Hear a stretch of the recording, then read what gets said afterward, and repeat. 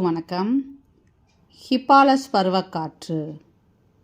கிபி முதல் நூற்றாண்டில் ஹிப்பாலஸ் என்னும் பெயர் கொண்ட கிரேக்க மாலுமி பருவக்காற்றின் உதவியினால் நடுக்கடல் வழியாக முசிறி துறைமுகத்திற்கு நேரே விரைவில் பயணம் செய்யும் புதிய வழியை கண்டுபிடித்தார். அதாவது கிபி முதல் நூற்றாண்டில் ஹிப்பாலஸ் அப்படிங்கிற கிரேக்க மாலுமி அந்த பருவக்காற்றோட உதவியால் நடுக்கடல் வழியாக முசிறி துறைமுகத்துக்கு டைரெக்டாக பயணம் செய்கிற ஒரு புதிய வழியை கண்டுபிடிக்கிறார். அது முதல் யவன கப்பல்கள் விரைவாகவும் அதிகமாகவும் சேர நாட்டு முசிறி துறைமுகத்துக்கு சென்றனவாமா.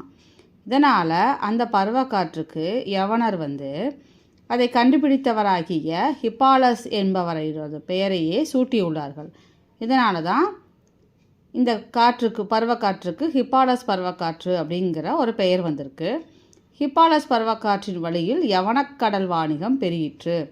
இதில் இந்த பாயிண்ட் ரொம்ப முக்கியம். ஹிப்பாலஸ் பருவக்காற்றின் வழியில் கடல் வணிகம் பெருகிற்று. ஹிப்பாலஸ் பருவக்காற்றின் வழியில் யவன கடல் வணிகம் பெருகிற்று. நன்றி, வணக்கம்.